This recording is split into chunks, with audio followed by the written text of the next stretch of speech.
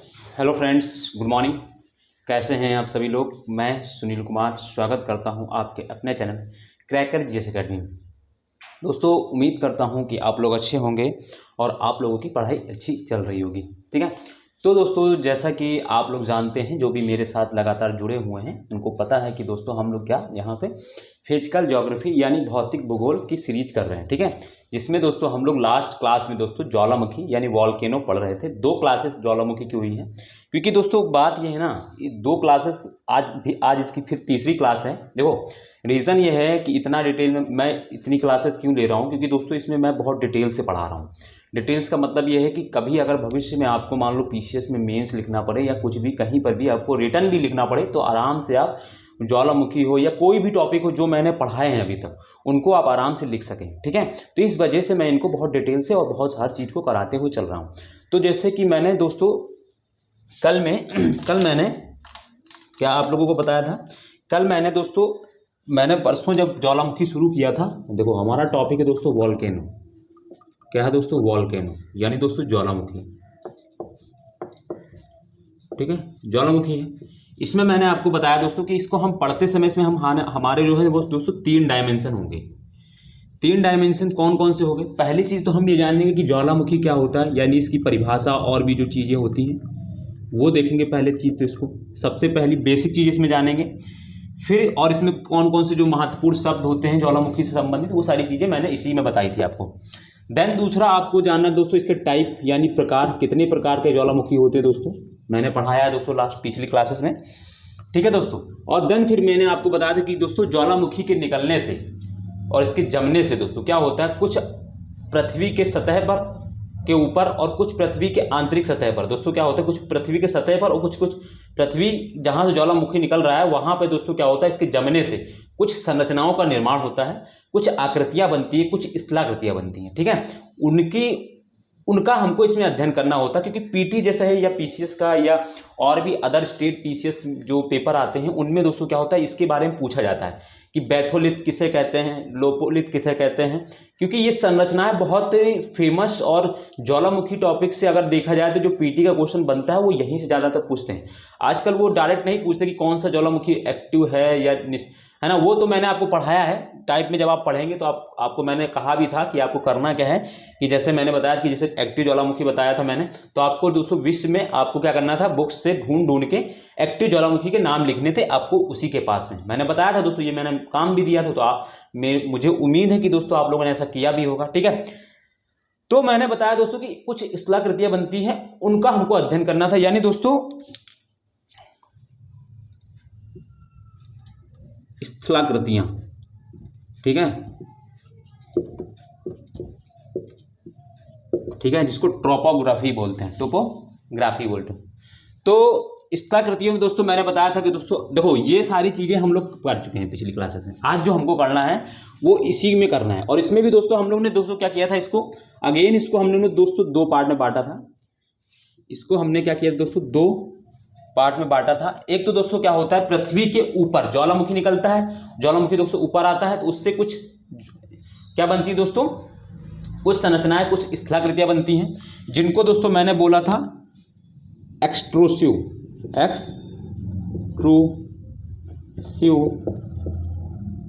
Topography, यानी दोस्तों बाह्य स्थलाकृतियां। ठीक है दोस्तों, स्थलाकृति। ठीक। और ये दूसरी मैंने आपको बताई थी इंट्रूसिव। ठीक है, ऐसा होगा यहाँ इंट्रूसिव है ना, अरे यार क्या बोल, इंट्रूसिव है ना, यानी टोपोग्राफी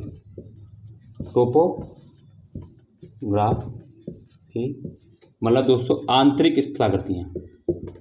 ठीक, ये मैंने आपको दोस्तों कल के भी क्लास में इसको डिवीजन करके मैंने बताया था। ठीक है, ये सारी चीजें हम लोग ने पिछले क्लास में देखी थी। देन इसके बाद फिर मैंने बताया दोस्तों, आज हम लोग ने इसकी जो स्थलाकृतियां थी, जो बाह्य स्थलाकृतियां थी, उनको दोस्तों मैंने बताया था इसमें कौन कौन सी थी। तो मैंने आपको दोस्तों पिछली क्लास बताया था। पहला तो दोस्तों क्या था, पहला क्या था दोस्तों, मैंने आपको बताया था मिश्रित शंकु बनता है इससे। ठीक है दोस्तों, ये सारी चीज़ें मैं पीछे कल पढ़ाया है मैंने ये इसके बारे में, मिश्रित शंकु का निर्माण होता है। ठीक है, देन दूसरा फिर क्या होता है, सिंडर शंकु या जिसको राख शंकु भी बोलते हैं, जिसको ऐस शंकु भी बोलते हैं, शंकु का निर्माण होता है। वो कैसे बनता है, किन पदार्थों से मिलकर बनता है। दूसरा चीज़ दोस्तों फिर हमने बताया था मैंने इसको आपको, पेठिक लावा शंकु दोस्तों, जिसको बेसिक लावा शंकु भी बोलते हैं दोस्तों, पेठिक लावा शंकु। तीसरा मैंने आपको बताया था एसिड लावा शंकु, एसिड लावा शंकु। ठीक है, तो कल मैंने इनके बारे में बता दिया था, कल मैंने इनको पढ़ाया था। देखो मैंने बताया था कि जब जैसे क्या होता है कि जब मान लो ज्वालामुखी निकलता है तो ज्वालामुखी के साथ में क्या होते हैं, कुछ पदार्थ निकलते हैं, जिसमें दोस्तों पदार्थ में अगर हम बात करें, जिसमें दोस्तों क्या होती है, लावा तो होता ही होता है। ठीक है, इसके बाद उसके साथ कुछ गैसेस निकलती हैं, कुछ दोस्तों राख के कण निकलते हैं, कुछ जलवाष्प निकलता है, कुछ डस्ट पार्टिकल निकलते हैं, कुछ विखंडित पदार्थ निकलते हैं, तो उससे बहुत सारी चीज़ें निकलती हैं। ठीक है, तो उसी के निकलने की वजह से दोस्तों क्या होता है, बाहर भिन्न भिन्न कुछ संरचनाएं ऐसी होती है जिनमें सबका मिश्रण होता है। कुछ संरचनाएं सिर्फ क्या होती है, मान लो राख से ही बन गई, राख और विखंडित पदार्थ से, तो उसको अलग नाम देंगे। कुछ संरचना मान लो कि विखंडित पदार्थ और लावा से बना तो उसको अलग नाम देंगे। तो इन्हीं का डिवीजन करके ऐसे ही मैंने बताया था कुछ। और दोस्तों मैंने फिर पिछली क्लास में मैंने बताया था कि जो लावा होता है वो दो तरीके का होता है, वो तो एक तो बेसिक लावा होता है और दूसरा एसिडिक लावा होता है। बेसिक लावा मतलब क्या होता है, बेसिक लावा दोस्तों क्या, उसमें क्यों हम लोग उसको बेसिक लावा बोलते हैं, क्योंकि उसमें सिलिका की मात्रा कम होती है और वो पतला होता है। और दोस्तों क्या होता है, वो सतह पर जैसे ही आता है दोस्तों तो वो क्या करता है, जल्दी से फैल जाता है। ठीक है, तो जिसकी वजह से उसको जमने से पहले वो जल्दी से फैल जाता है, क्योंकि पतला होता है दोस्तों, पतला होने की वजह से सतह पर आते ही फैल जाता है। तो उसके वजह दोस्तों क्या होता है, एक सील्ड का निर्माण हो जाता है। ठीक है, ये मैंने बताया। तो एसिडिक लावा मैंने बताया दोस्तों, उसमें क्या होता है, सिलिका की मात्रा अधिक होती है, इसलिए वो गाढ़ा एवं चिपचिपा होता है। और सतह पर आते ही दोस्तों क्या होता है, वो क्या होता है दोस्तों, फैलने से पहले ही जम जाता है, क्योंकि दोस्तों इतना गाढ़ा होता है तो दोस्तों ठंडा हो जाता है, जिसके वजह से दोस्तों क्या होता है, जिस शंकु का निर्माण होता है उसको एसिडिक लावा शंकु। अब मैंने दोस्तों थोड़ा आपको बता दिया, पिछली क्लास आपको जरूर देखेंगे, जो भी नए हैं, जिन्होंने आज मेरी क्लास में पहली बार एंट्री ली है या जो देख रहे हैं पहली बार क्लास, उनको पिछली क्लास देखनी, सारी चीजें समझ में आ जाएंगी। ठीक है, बात ये समझ में आ गई होगी आपको। ठीक, दूसरी चीज दोस्तों मैं बात करता हूं दोस्तों, आज मेरे जो टॉपिक है वो आंतरिक स्थलाकृतियों के बारे में पढ़ना है।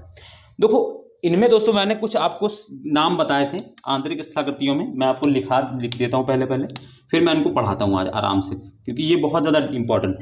पहली चीज़ तो इसमें दोस्तों जो आते हैं वो है बैथोलिथ। दोस्तों नाम ही कुछ लोगों ने नहीं सुना होगा इनके बारे में तो अभी तक। दूसरा होता है दोस्तों लोपोलिथ, लोपोलिथ नहीं, लोपोलिथ। ठीक है दोस्तों, लोपोलिथ।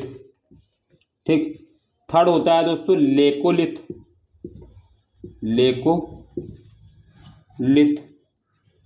फोर्थ होता है दोस्तों फेकोलिथ,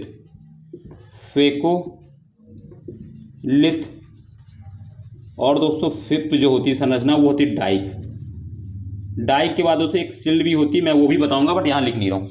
बैथोलिथ, लोपोलिथ, लेकोलिथ, फेकोलिथ और डाइक, ये दोस्तों क्या होती है, कुछ आंतरिक स्थलाकृतियां होती है जो ज्वालामुखी के क्या होते हैं दोस्तों, जो ज्वालामुखी निर्माण क्रिया के बाद दोस्तों देखो इसमें देखो समझना है, मैं इसको समझाता हूं कि इसको थोड़ा समझना, क्योंकि इसमें सबसे बड़ी प्रॉब्लम तो यही होती है कि ये संरचना अंदर बनती है तो इनको हम देख कैसे पाते हैं। तो दोस्तों मैं आपको बताता हूं क्या होता है, जब ज्वालामुखी निकलता है तो ज्वालामुखी निकलने की निर्माण में क्या होता है, वो पहले तो क्या करता है, वो हमारी क्रस्ट को तोड़ता है। ठीक है, अंदर मैग्मा होता है आधा, तो क्या होता है वो पहले क्रस्ट को तोड़ता है। तो क्रस्ट तो कोई ऐसा तो है नहीं कि वो 1-2 सेंटीमीटर चौड़ी हो या 1-2 सेंटीमीटर मोटी हो, क्रस्ट बहुत मोटी होती। कभी कभी क्रस्ट तोड़ने में काफ़ी टाइम लगता है, तो मतलब होता है कि दोस्तों वो काफ़ी मोटी 10 से 15, जैसे अगर हम ओशियनिक क्रस्ट की बात करें तो दोस्तों वो 3 से 5 किलोमीटर से भी ज़्यादा हो सकती है। ठीक है, तो इतनी मोटी क्रस्ट को जब तोड़ेंगे तो बीच में दोस्तों क्या होता है, जब वो लावा निकलेगा तो दोस्तों उसको निकलते जो तोड़ा है उस है ना, सतह से क्रस्ट तोड़ा है, तो जो बीच में जो दरार पड़ी है, अब उसके बीच में दोस्तों क्या होता है, किसी रीजन से दोस्तों क्या होता है, जब ज्वालामुखी मान लो में क्या होता है दोस्तों, गैस और दोस्तों क्या हो वाष्प की जो तीव्रता है वो कम हो जाती है। इसके वजह दोस्तों क्या होता है, वो जो मैग्मा अंदर का है वो सतह पर आने से पहले ही दोस्तों उस दरार में ही दोस्तों जो टूटा है जो क्रस्ट उसी में जम जाता है। ठीक है। तो उसी वही दोस्तों क्या है वो आंतरिक संरचना है। ऐसा नहीं कि दोस्तों वो जो हम लोग कह रहे हैं कि मतलब जो मैग्मा में जमता है, मैग्मा के जो एस्थोनेश्वर, नहीं दोस्तों। जो दोस्तों हम लोग देखो मैंने पहली चीज तो यही बताई थी कि ज्वालामुखी शब्द का मतलब क्या होता है दोस्तों। ज्वालामुखी शब्द मतलब होता है दोस्तों जो वो छिद्र या दरार होता है उसका मतलब ज्वालामुखी होता है, ना कि पूरी क्रिया को दोस्तों क्या बोलते हैं, वोल्केनोसिटी। मैंने कल बताया, परसों पहली क्लास में बताया था। इसको अगर आप इस चीज में अगर फर्क कर ले जाएंगे तो आपको बहुत बेहतरीन समझ में आएगा। मैंने बताया था दोस्तों वोल्केनो यानी या ज्वालामुखी किसको बोलते हैं, तो ज्वालामुखी उसको बोलते हैं जिस दरार को तोड़कर दोस्तों क्या होता है मैग्मा ऊपर आता है। यानी दोस्तों जो वो छिद्र या जो दरार होता है उसको दोस्तों क्या बोलते हैं, ज्वालामुखी बोलते हैं। और ज्वालामुखी जो संपूर्ण जो क्रिया होती है, जो सतह के ऊपर आना, फिर ठंडा होना और धूल के कण, ये सारी चीजें जो होती हैं उसको वोल्केनोसिटी बोलते हैं, यानी ज्वालामुखी क्रिया बोलते हैं पूरी चीजें को। ठीक है, तो ये अब ज्वालामुखी क्या हुआ दोस्तों, जब वो सतह से अंदर से मैग्मा आया तो दोस्तों क्या हुआ, वाष्प एवं दोस्तों क्या गैस की मात्रा तीव्रता कम होने की वजह से दोस्तों क्या होता है वो सतह पर आने से पहले उसी छिद्र में जमा हो जाता है, जम जाता है। ठीक है, तो छिद्र में जब जम जाता है तो उससे कुछ क्या होती है, कुछ टोपोग्राफी बनती है, कुछ संरचनाएं बनती है। उन्हीं को दोस्तों हम लोग क्या बोलते हैं, आंतरिक या अभ्यंतरिक स्थलाकृतियां, आभ्यंतरिक या आंतरिक स्थलाकृतियां। ठीक है, यहां पे दोस्तों क्या है, देखो ज्योग्राफी में आंतरिक और जैसे मैंने बताया था दोस्तों, जब फोर्स में पढ़ा रहा था तब मैंने आपको कहा था कि ज्योग्राफी में जो है आंतरिक बाह्य जैसी कोई चीजें नहीं होती हैं, हिंदी में बोल सकते हो। बट जैसे कि अगर हम बात करें इंग्लिश में दोस्तों क्या होता है, इंटरनल और एक्सटर्नल जैसा कुछ नहीं होता, या तो एंडोजेनेटिक होगा या एक्सोजेनेटिक होता है ना। इस तरीके से कुछ शब्द होते हैं जो ज्योग्राफी के स्पेसिफिक होते हैं।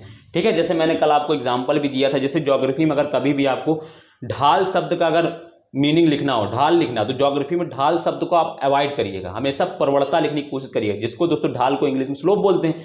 बट प्रवणता शब्द जो होता है वो ज्योग्राफी का टर्म है, वो ज्योग्राफी के लिए स्पेसिफिक बनाया गया। ठीक है, और उसको इंग्लिश में ग्रेडियंट बोलते हैं। तो आप स्लोप की जगह ग्रेडियंट यूज कीजिए तो आपका इफेक्ट अच्छा पड़ेगा, क्योंकि दोस्तों हर सब्जेक्ट की कुछ अपने टर्मोलॉजी होते हैं, कुछ विशेष शब्द होते हैं जिनको आप सीख कर दोस्तों उस शब्द में थोड़ा आप उस सब्जेक्ट में आप बेहतर अंडरस्टैंडिंग डेवलप कर सकते हैं। ठीक है, तो इसी तरीके से बहुत सारे टर्म होते हैं जिनको सीखना जरूरी होता है। आपको अगर कुछ सब्जेक्ट पर कमांड करना है तो कमांड करने के लिए सबसे बेहतर चीज़ तो यही कि हम उनके छोटे छोटे जो शब्द हैं, क्या फ़र्क है दूसरे सब्जेक्ट, जैसे देखो आम बोलचाल में हम लोग क्या बोलते हैं दोस्तों, एक्सोजेनेटिक फोर्स या एक्सटर्नल फोर्स है ना, इंटरनल फोर्स। मगर दोस्तों ज्योग्राफी में जो फोर्स लगते हैं उसका मतलब होता है दोस्तों एंडोजेनेटिक फोर्स और एक्सोजेनेटिक फोर्स। ठीक है ना, तो ये कुछ इस तरीके से टर्म होते हैं। ठीक है, तो ये मैं बता रहा था कि दोस्तों ये स्थलाकृतियां बनती हैं। अब आपको समझ में आ गई, मैं आपको डायग्राम से बताऊंगा दोस्तों, आप और बेहतर इसको समझ पाएंगे। ठीक है, तो अब आप डायग्राम मेरे साथ बनाते चलिएगा, मैं जो डायग्राम बनाऊंगा उसको आप देख, बस मैं ये मिटा रहा हूँ, बस खाली मैं आपको इसको बना लेना चाहिए था आपको। ठीक है, ये जो मैंने बनाया है। और एक चीज़ बता दूं, जो भी नए हैं मैं उनको बता दूं, साथ साथ मेरे मैं जो लिखूं या जो मैं कुछ बता रहा हूं आपको लगे कि ये मुझे लिख लेना चाहिए तो आप लिख लें पहले साथ में। ठीक है, और जो मैं डायग्राम यहाँ बनाऊं या जो मैं यहाँ पे ड्रॉ करता हूँ कुछ भी, तो वो आपको भी बनाते चलना है। ठीक है, ये सारी चीज़ें मैं आपको दोस्तों इन सारी चीज़ों को एक डायग्राम से समझाऊंगा, क्योंकि दोस्तों बुक्स में तो जो डायग्राम दिए रहते हैं वो समझ में नहीं आता किस तरीके से होता है, और इतना आसान शब्दों में इनको समझा दूंगा दोस्तों कि आपको बड़े आराम से कोई दिक्कत ही नहीं होगी दोस्तों। ठीक है, तो मैं इसका एक डायग्राम बनाता हूं आपके लिए।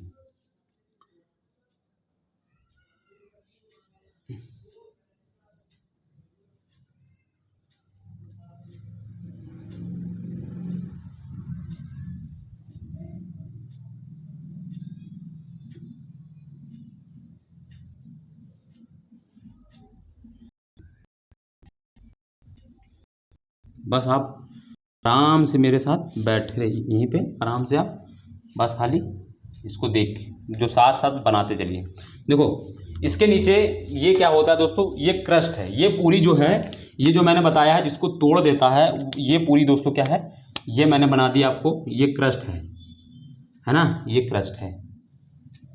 ठीक है, ये क्रस्ट है, और ये क्रस्ट वाला जो, इसी को दोस्तों हम लोग क्या बोलते हैं, ज्वालामुखी, जिससे दोस्तों क्या होता है, ये दो क्या है, इसी को तो तोड़ा है दोस्तों इस मैग्मा ने। तो इसके नीचे दोस्तों क्या होता है, इस क्रस्ट के नीचे दोस्तों क्या होता है, लिक्विड होता है, या सेमी लिक्विड फॉर्म में दोस्तों मैग्मा उपस्थित होता है। हम लोग ये सारी चीज़ें पीछे बात कर चुके हैं। ठीक है, डायग्राम इसी तरीके से बनाइएगा जैसे मैं बना रहा हूँ। इसके नीचे दोस्तों क्या होता है, मैग्मा प्रेजेंट होता है। ठीक है, मैग्मा उपस्थित होता है, और इसी में दोस्तों क्या होता है, कन्वेक्शन करंट सिद्धांत काम करता है। ठीक है ना दोस्तों, मैं अभी उसको भी एक बार में थोड़ा रिवीजन कर दूंगा तो आपको और बेटर समझ में आएगा। इसके नीचे दोस्तों क्या होता है, ये मैग्मा होता है जो लिक्विड फॉर्म में, सेमी लिक्विड फॉर्म में होता है। ठीक है, ये सारी चीज़ें आप समझेंगे।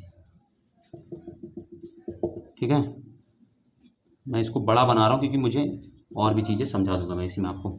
मैं एक साथ देख लूँ बस आपको कि आपको सब क्लियरली नज़र आ रहा है ना। हाँ, कोई दिक्कत नहीं है। तो ये दोस्तों क्या होता है, ये क्या है, मैग्मा है। ठीक है, मैं यहाँ पे लिख भी दे रहा हूँ इसको, ये मैग्मा है। और मैग्मा कहाँ प्रेजेंट है ये तो आप लोगों को पता ही है दोस्तों, ये स्टेनोस्फीयर में होता है। ठीक है, स्टेनोस्फीयर में नीचे जो लेयर होती है, जो प्लास्टिक फॉर्म में होती है, वहाँ पे मैग्मा होता है। उसके नीचे भी मैग्मा पाया जाता है, क्योंकि दोस्तों जो क्या कहते हैं, हमारा कोर है, कोर का जो बाह्य पार्ट है वो भी दोस्तों क्या होता है, वो लिक्विड फॉर्म में होता है, तो वहाँ भी दोस्तों मैग्मा पाया जाता है। ठीक है, तो अर्थ के अंदर दोस्तों जो क्रस्ट के नीचे दोस्तों क्या होता है, हमें मैग्मा मिलता है, सीधे प्रेजेंट है। ठीक है, ये चीज़ हम लोग तो पहले मान लो ये जो था, ये जो क्रस्ट थी पहले टूटी नहीं थी, मतलब पहले मैग्मा था। तो टूटती कैसे, मैंने बताया दोस्तों, एक दोस्तों थ्योरी काम करती है जो क्या होती है दोस्तों, कन्वेक्शन करंट थ्योरी के द्वारा दोस्तों क्या होता है, ये मैग्मा दोस्तों क्या होता है, इस पे दोस्तों क्या होता है, इस पे फोर्स लगता है इस तरीके से।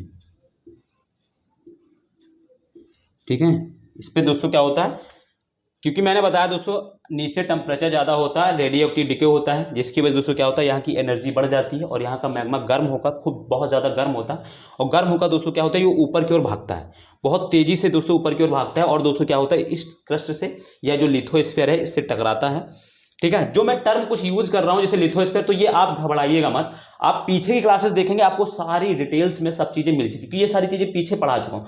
ज्योग्राफी में यही एक समस्या है दोस्तों कि कुछ चैप्टर ऐसे हैं जो दोस्तों पीछे से लिंक होते हैं, जिनको आप नहीं पढ़ेंगे। जैसे क्लाइमेट है, अब क्लाइमेट तो दोस्तों क्या है कि अगर पहली क्लास से आप देखना शुरू करेंगे तभी आपको समझ में आएगा। ऐसे ही दोस्तों क्या होता है, जो लैंड फॉर्मेशन से संबंधित जितनी भी जो थ्योरीज होती हैं या जो भी संरचनाएं होती हैं जो बनती हैं, उनके लिए दोस्तों क्या होता है, हमें पहले ही क्लास से एक्टिव रहना पड़ता है, पहले ही क्लास से देखते रहना, क्योंकि हर चीज़ें पीछे से जुड़ी होती है। ठीक है, तो ये मैंने बताया दोस्तों क्या होता है, इससे टकराता है, टकराने के बाद दोस्तों क्या होता है, ये दोस्तों क्या होता है, इधर की ओर मुड़ जाता है। अब भाई देखो टकराएगा तो अब भाई एक बार में तो तोड़ नहीं पाएगा, इतना मोटी क्रस्ट होती है, एक बार में दोस्तों नहीं टूटता है। बट क्या होता है फिर दोस्तों, ये इस तरीके से ठंडा होगा, ऊपर फैलेगा, तो ऊपर दोस्तों क्या है, टेम्परेचर यहाँ की अपेक्षा कम है, तो यहाँ दोस्तों क्या होगा, ठंडा होगा। अब ठंडा होगा दोस्तों क्या होता है, लावा फिर से नीचे बैठ जाएगा, इस तरीके से दोस्तों क्या होगा, यहाँ बैठ जाएगा।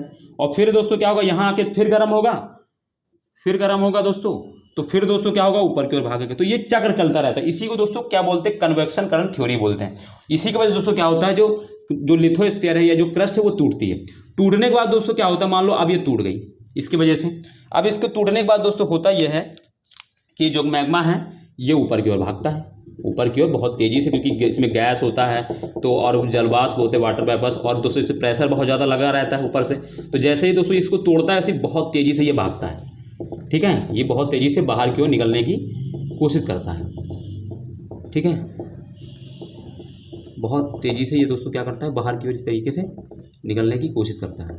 अब ऐसा भी नहीं कि दोस्तों एक ही जगह से ये तोड़ दे, क्योंकि दोस्तों तोड़ रहा है तो हो सकता है कहीं दरार भी छोटी सी क्रैश पड़ जाए तो वहाँ से भी लावा निकलेगा, है ना। तो इसलिए मैंने ये भी बना दिया है, ये तोड़ दिया इस तरीके से, ये लावा निकला। ठीक है, अब मान लो कभी कभी क्या होता है दोस्तों, उसमें दोस्तों क्या हो, प्रेशर कम हो जाए और वाष्प कम की मात्रा, वाष्प का और दोस्तों गैस का प्रेशर दोस्तों क्या हो, कम लगे। इस वजह से दोस्तों क्या होता है, मान लो थोड़ा सा लावा तो ऊपर निकल आया, बट कुछ लावा दोस्तों क्या होता है, वो इस जो पाइप बना है इसी में जम जाता है। जब इसमें जम जाता है तो इसी को दोस्तों हम लोग क्या बोलते हैं, आंतरिक स्थलाकृतियां या अभ्यंतरिक स्थलाकृतियां बोलते हैं। ठीक है, तो जब जम जाता है तो इसमें कुछ स्थलाकृतियां बनती हैं। अब वो स्थलाकृतियां बनती कैसे, वो मैं आपको दिखाता हूँ। ठीक है, वो मैं अब आपको दिखाता हूँ। मैं इसको मिटाल रहा हूँ क्या दोस्तों, इसको देखो, पहली जो स्थलाकृति बनती है दोस्तों,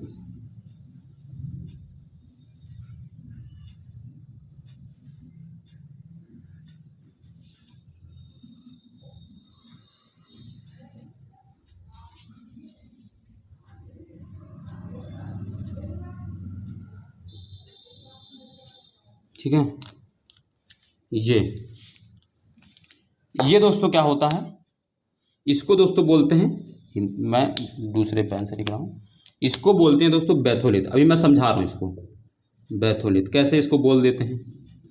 ठीक है दोस्तों, बैथोलिथ, देखो देखो देखो, ये जो संरचना होती है ये दोस्तों जो ज्वालामुखी जहाँ से ये दोस्तों क्या होता है, अधिक गहराई में होता है दोस्तों। बैथोलिथ जो होता है ये बहुत अधिक गहराई में होता है, ठीक है। पहली चीज़ तो इसमें ये लिखो आप बैथोलिथ हेडिंग डालो, इस डायग्राम को ऐसे बना लो पहले इस तरीके से। फिर नीचे क्या करना है आपको, नीचे दोस्तों क्या करना है, पेज में जो नीचे जगह बची हो या दूसरे पेज से दोस्तों क्या करना है, हेडिंग डालना है बैथोलिथ।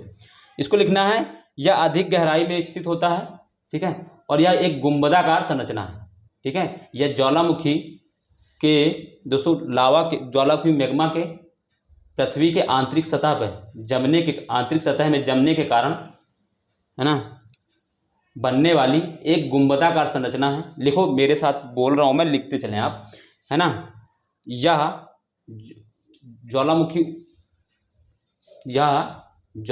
से निकलने वाले लावा के आंतरिक भाग में जमने के कारण बनने वाली एक गुंबदाकार संरचना है। ये गुंबदाकार दोस्तों संरचना है, ये इस तरीके से होता है दोस्तों। ये थोड़ा सा और मैं इसको इस तरीके से, ये जो होता है ये चीज़ जो ये दोस्तों क्या होती है, ये गुंबदाकार एक संरचना है, ठीक है। गुंबदाकार एक संरचना है जो अधिक गहराई पर होती है। ये चीज़, ये पॉइंट जरूर आप लिखिएगा। कभी कभी क्या होता है लेकोलिथ और दोस्तों जो ये बैथोलिथ में थोड़ा कन्फ्यूजन होता है, तो इसको याद रखना है। ये गुंबदाकार संरचना होती है, उत्तल दर्पण की जैसी उत्तल आकार की दिखती है दोस्तों, बट ये दोस्तों अधिक गहराई पर होती है। इसमें एक फर्क ये है, अधिक गहराई में होती है और ये ग्रेनाइट चट्टानों से बनी संरचना होती है, ठीक है। 3 पॉइंट आपको इसमें लिखना है। एक तो ये गुंबदाकार संरचना है, दूसरी ये अधिक गहराई पर स्थित है, तीसरी ये ग्रेनाइट चट्टानों से बनी होती है, ठीक है। ग्रेनाइट, क्योंकि इसमें ग्रेनाइट की उपस्थिति, क्योंकि अधिक गहराई पर ग्रेनाइट मिलता है दोस्तों, तो इसलिए ग्रेनाइट से बनी होती है, तो इसको याद रखें। इसमें 3 पॉइंट ये आपको याद रखने हैं, ठीक है। ये चीज़ हो गई, ठीक। पहली संरचना आपने समझ ली अब मुझे लगता है।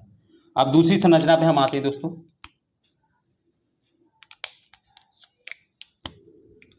दूसरी संरचना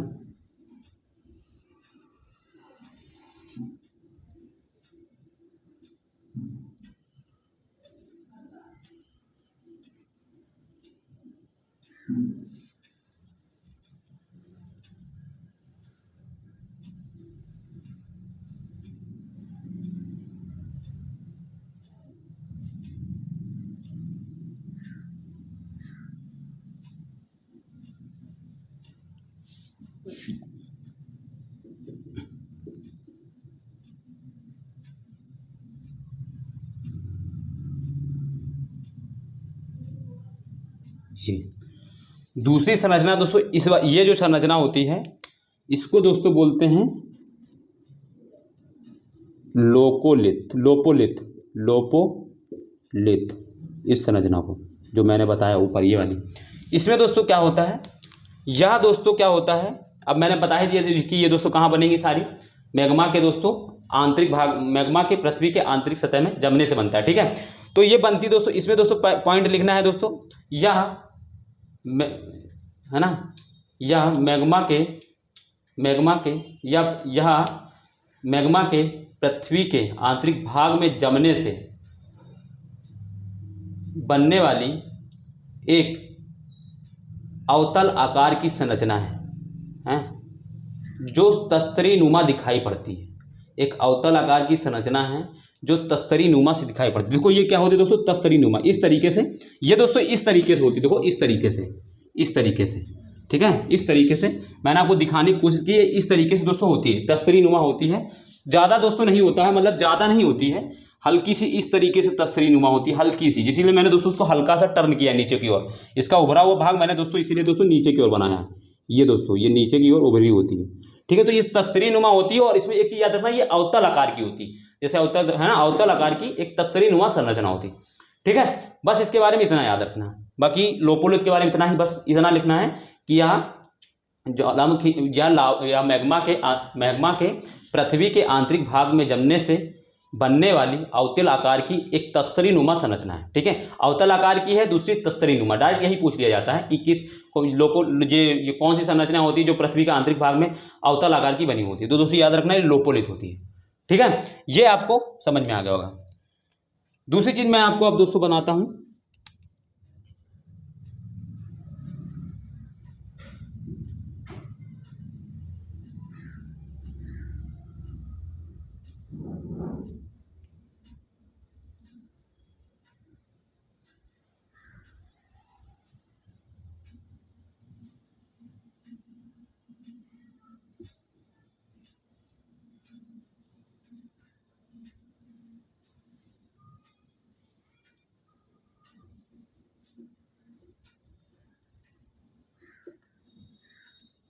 इसको ऐसे रहने दो।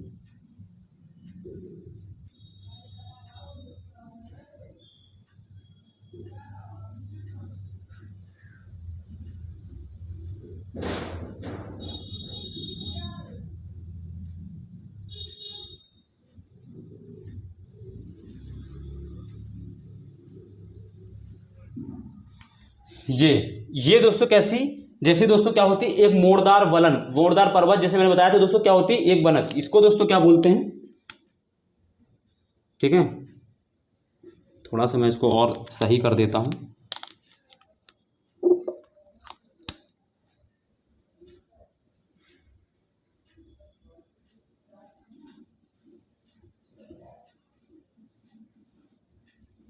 ठीक है।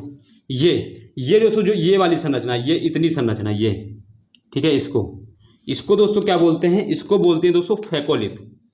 क्या बोलते हैं दोस्तों, फेकोलिथ, ठीक है। यह दोस्तों मैग्मा के पृथ्वी के आंतरिक भाग में जमने से बनने वाली मोड़दार पर्वतों की तरह अवनति एवं अपनति, है ना। यानी दोस्तों मोड़दार पर्वतों की तरह, जैसे इसको दोस्तों क्या बोलते हैं, इसको बोलते हैं दोस्तों अभिनति, ठीक है दोस्तों, अभिनति। और इसको दोस्तों क्या बोलते हैं, अपनति। ये सिंक्लाइन एवं एंटीक्लाइन, ठीक है दोस्तों, अवनति एवं अपनति। सिंक्लाइन, इसको सिंक्लाइन बोलते हैं, इसको एंटीक्लाइन। ये इस तरीके की संरचना होती है, इस तरीके की, ठीक है, इस तरीके की संरचना होती है ये। इसको दोस्तों क्या बोलते हैं, फेकोलिथ बोलते हैं। पृथ्वी के अंदर पृथ्वी के अंदर आंतरिक भाग में मैग्मा के जमने से मोड़दार पर्वतों जैसी अभिनति एवं अपनति बनने वाली संरचना दोस्तों क्या होती है, फेकोलिथ कहलाती है, ठीक है। क्या लिखना है दोस्तों, पृथ्वी के आंतरिक भाग में मैग्मा के जमने से बनने वाली मोड़दार पर्वतों की तरह अभिनति एवं अपनति जैसी संरचना फेकोलिथ कहलाती है, ठीक है। तो फेकोलिथ संरचना कैसी होती है, ये डायग्राम आप जरूर बनाइएगा। ये आपको दोस्तों ये बहुत मैंने क्लियरली आराम से बना रहा हूँ, वो आप बहुत आराम से समझिएगा इसको, ठीक है। इसको दोस्तों क्या बोलते हैं, इसको दोस्तों बोलते हैं, ठीक है, समझ गए, फेकोलिथ। अब मैं ये मिटा दे रहा हूँ, आपने लिख लिया होगा अभिनति एवं अपनति, ठीक है, ये चीज, ठीक, ये हो गई, इसकी बात हो गई। अब मैं आपको समझाता हूं दोस्तों तीसरी बात दोस्तों क्या है,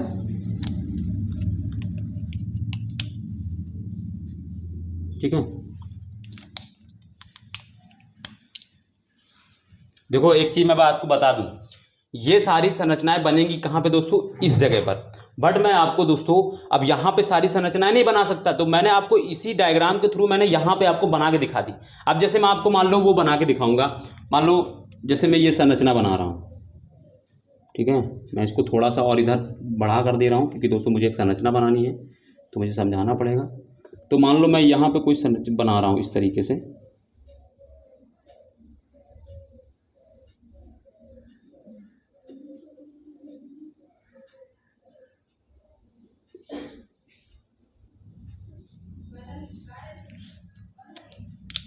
ठीक है।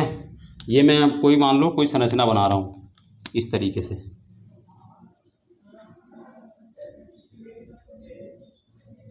ठीक है, ठीक है, ये संरचना बना रहा हूँ इस तरीके से। और ये दोस्तों क्या है, ये दोस्तों जो संरचना होती है ये दोस्तों कैसी होती है, ये उत्तल आकार की होती है दोस्तों, कैसे, उत्तल आकार की।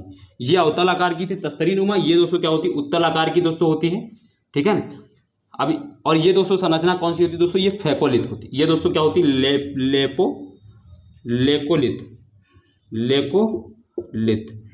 लेकोलिथ, ठीक है। ये कैसी होती है दोस्तों, ये उत्तल आकार की संरचना होती है दोस्तों, ठीक है।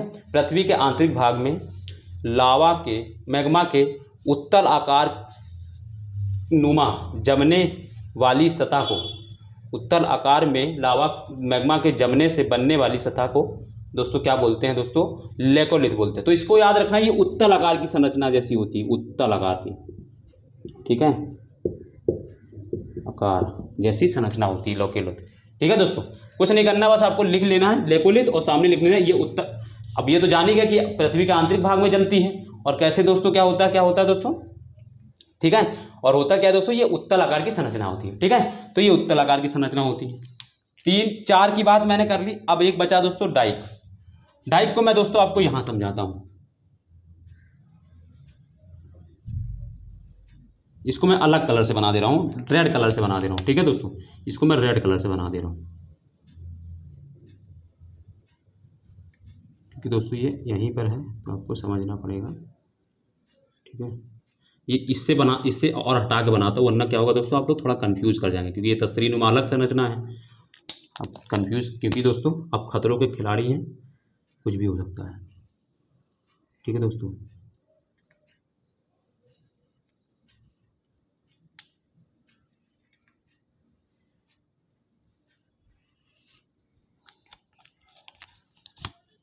ये जो मैं बना रहा हूँ इसको, है ना, पृथ्वी के आंतरिक भाग में मैग्मा के लंबवत जमा होने को दोस्तों क्या बोलते हैं, डाइक। जो लंबवत जमा होता है जो मैग्मा दोस्तों, उसको डाइक बोलते हैं, ठीक है। इसको क्या बोलते हैं दोस्तों, इसको डाइक बोलते हैं।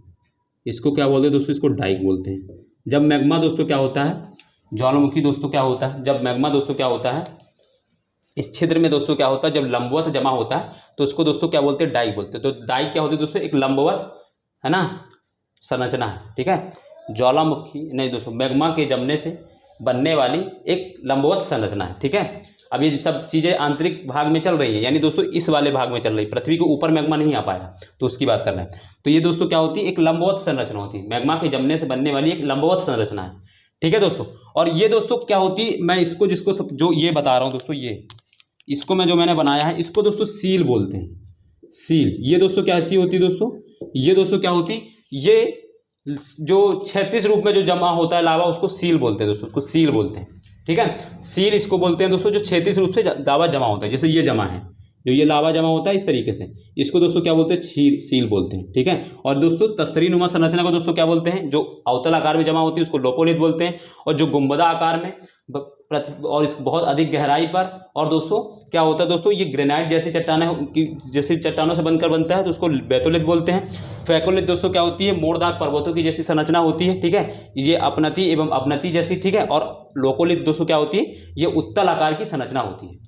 ये बहुत मैंने एकदम सोच लो, आपको मैं बता दूं, आप पढ़ के देखिएगा कहीं से भी या आप किसी बुक से पढ़िएगा, आपको मैं सच बता रहा हूँ, आपको जल्दी से याद नहीं होगा, आप जल्दी से इसको समझ ही नहीं पाएंगे दोस्तों, कन्फ्यूज़न होने लगता है। तो मैंने इसको बहुत ईजी वे में दोस्तों आपको समझाया, और ये डायग्राम दोस्तों हूबहू आप ऐसा बना लें, ठीक है, ताकि आप इसको अच्छे से समझ पाएंगे। आप जब इस तरीके से डायग्राम बना रखे होंगे तो आप आराम से इसको समझ लेंगे, एक ही बार देख के ही आप समझ जाएंगे कि क्या है। इसको दोस्तों गुंबदाकार संरचना है ये। देखो अब मैं बिल्कुल दोस्तों गुंबद जैसा ऐसे नहीं बना पाता हूँ, बट मैंने इसमें लिखाया है कि दोस्तों ये गुंबदाकार संरचना है, ठीक है। ये बहुत अधिक गहराई पे मिलती है। तीसरी चीज़ इसके साथ ये चीज़ होती है कि ये दोस्तों जो ग्रेनाइट चट्टानों की बनी होती है, ठीक है। तो ये चीज़ आपको याद रखना है। और दोस्तों मैंने बाकी सब तस्तरीनुमा, अवतलाकार की, फैकोलिथ दोस्तों अपीनति एवं अपनति, मोड़दार पर्वतों की जैसी, लोपोलिथ दोस्तों क्या होती है, उत्तल आकार की संरचना है, ठीक है दोस्तों। तो ये सारी चीज़ें मैंने आपको बता दी और बहुत ही इजी वे में, बहुत आसान तरीके से मैंने सिखा इसको बताया है, ठीक है। तो उम्मीद करता हूं कि दोस्तों आपको ये वीडियो समझ में आया होगा और सेशन आपको अच्छा लगा होगा। और हाँ दोस्तों, अगर वीडियो अच्छा लगा है तो दोस्तों जिन्होंने अभी तक चैनल को सब्सक्राइब नहीं किया है, चैनल को सब्सक्राइब कर ले, वीडियो को लाइक नहीं किया तो लाइक कर दे और कमेंट करके बताएं दोस्तों क्या और चाहिए, ठीक है। तो चलिए फिर दोस्तों हम लोग फिर कल मिलते हैं दोस्तों, तब तक के लिए बाय, धन्यवाद दोस्तों।